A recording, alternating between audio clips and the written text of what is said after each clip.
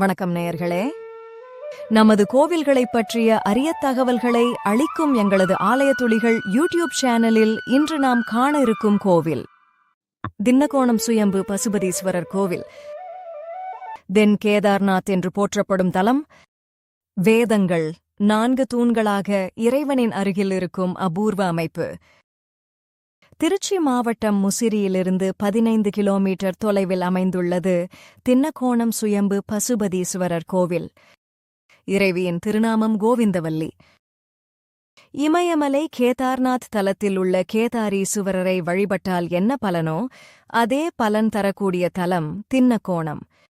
இத்தலத்து இறைவனின் சிவலிங்க திருமேனியானது பசுவடிவில் சுயம்பாக கிழக்கு மேற்காக 7.5 அடி நீளமும் 3 அடி உயரமும் கொண்டது. பசுவுக்கு நெற்றியில் திருநீற்றுப்பட்டை, நிறைய மாலைகள், ஆபரணங்கள், வஸ்திரங்கள் உடலை சுற்றி சார்த்தி படுத்திருந்தால் எப்படி இருக்குமோ அதுபோல்தான் பசுபதீஸ்வரர் சுயம்புவாக பசு உருவில் காட்சி தருகிறார். மூலவர் பசுபதீசுவரர் கேதார்நாத் இறைவனைப் போல பசுவின் திருமேனி கொண்டு முகவாயை தரையில் வைத்து படுத்திருக்கும் நிலையில் அமைந்துள்ளதால் இத்தலம் தென் கேதார்நாத் என்று போற்றப்படுகின்றது.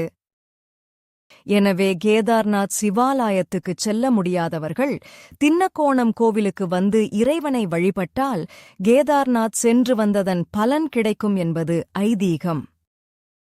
கேதார்நாத் இறைவனைப் போல அமைந்துள்ளதால் இத்தலம் தென் கேதார்நாத் என்று போற்றப்படுகின்றது. இறைவன் பசுபதீசுவரரின் வலது பக்கத்தில் 4 தூண்கள் ஒரே வரிசையில் அமைந்துள்ளன. இப்படி மூலவரின் பக்கத்தில் தூண்கள் அமைந்திருப்பதை நாம் வேறு எந்த தலத்திலும் காண முடியாது. இந்த அமைப்பு இக்கோவிலின் தனிச்சிறப்பாகும். வேதங்களின் பொருளை சிவபெருமான் விளக்கிக் கொண்டிருந்தபோது பார்வதி தேவியின் கவனம் அருகிலிருந்த காமதேனுவின் மீது சென்றது. அதனால் சிவபெருமானிடம் சாபம் பெற்ற பார்வதி தேவி இத்தலத்தில் தவமிருந்து மீண்டும் இறைவனை அடைந்தார். அந்த வகையில் 4 வேதங்களின் பெருமைகளையும் உணர்த்தும் வகையில் இக்கோவிலின் கருவறை தூண்கள் 4ம் வேதங்கள் 4ஐ எடுத்துரைப்பதாக கூறப்படுகின்றன.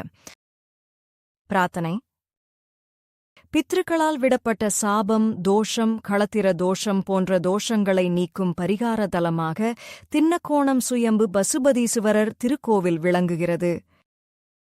பசுக்கு ஏதாவது தீங்கு இழைத்து அதனால் சாபம் பெற்றவர்கள் பசுவும் கன்றும் தானம் வழங்க வேண்டிய தலம் இது. திருமண தடை நீங்க, குழந்தை பாக்கியம் கிடைக்க, மாணவர்கள் கல்வியில் சிறந்து விளங்க இங்கு வந்து வழிபடலாம்.